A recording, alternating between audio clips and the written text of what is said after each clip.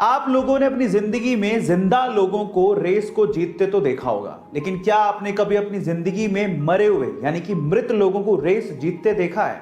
अब आप लोग कहोगे कि मैं कैसी बहकी बहकी बातें कर रहा हूं, लेकिन ऐसा हुआ है। 1923 की बात है, घोड़ों की दौड़ चल रही थी। उसमें से अचानक से एक घुड़सवार को हार्ट अटैक आ जाता है और वो वहीं घोड़े पे बैठा बैठा मर जाता है।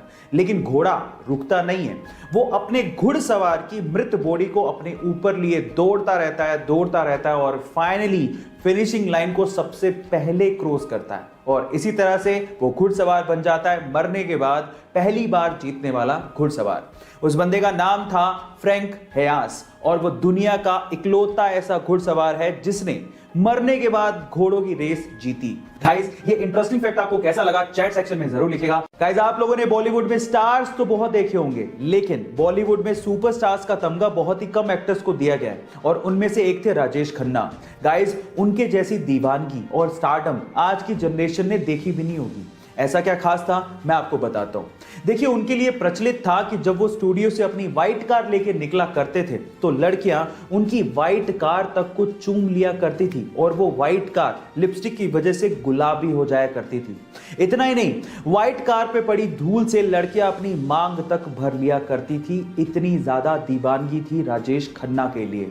गाइस, ऐसे थोड़ी उन्हें सुपरस्टार का तमगा दे दिया गया। आपको राजेश खन्ना के बारे में सुन के कैसा लगा चैट सेक्शन में जरूर लिखिएगा। अगर आप किसी बेजुबान जानवर को बेवजह परेशान कर रहे हो, उसे बेवजह छेड़ रहे हो, तो एक छोटा सा जानवर भी आपके लिए घातक साबित हो सकता है। वो आपकी जान तक ले सकता है। लेकिन अगर आप इन्हें कुछ ना कहें और अपने काम से काम रखें तो एक खतरनाक जानवर भी आपको कुछ नहीं कहेगा। और इसी चीज को प्रूव करने के लिए इंडिया में एक बंदे ने अपने आप को 72 घंटों तक 72 खतरनाक सांपों के साथ बंद रखा और आप बिलीव करेंगे कि 72 घंटे बाद वो वहां से जिंदा वापस आया और एक वर्ल्ड रिकॉर्ड बनाया। वो सिर्फ ये प्रूव करना चाहता था कि अगर आप सांपों को कुछ ना कहें, ना ही उन्हें छेड़ें, तो वो आपको बेवजह काटते नहीं हैं। गाइस, आप इसे घर पे ट्राई मत करेगा। सिर्फ एक सिंपल सा मैसेज है कि आप जानवरों को जीने दें, इन बेजुबान जानवरों को कुछ ना कहें। 14 मार्च इतिहास का सबसे रहस्यमय डेट है। अब ऐसा क्यों?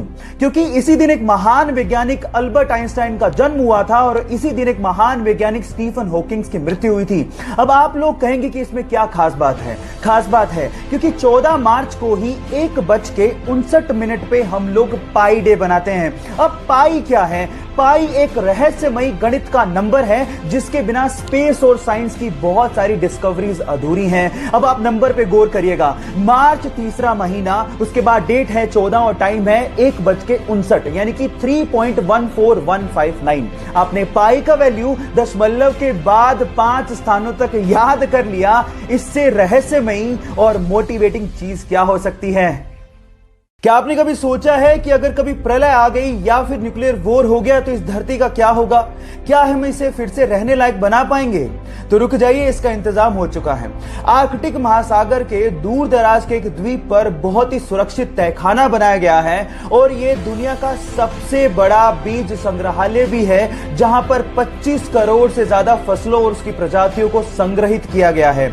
यह इतना सुरक्षित है कि अगर कोई आपदा आती है या फिर न्यूक्लियर वॉर होता है तो उस तहखाने को कुछ भी नहीं होगा और मानव जाति को फिर से फलने और फूलने का एक मौका मिल जाएगा। उस सबसे सुरक्षित संग्रहालय का नाम है स्वालबोर्ड सीड वोल्ट। सो गाइस, घबराने का नहीं, क्योंकि हमने अपनी इस प्यारी सी धरती को किसी भी आपदा से बचाने का काम शुरू कर दिया है।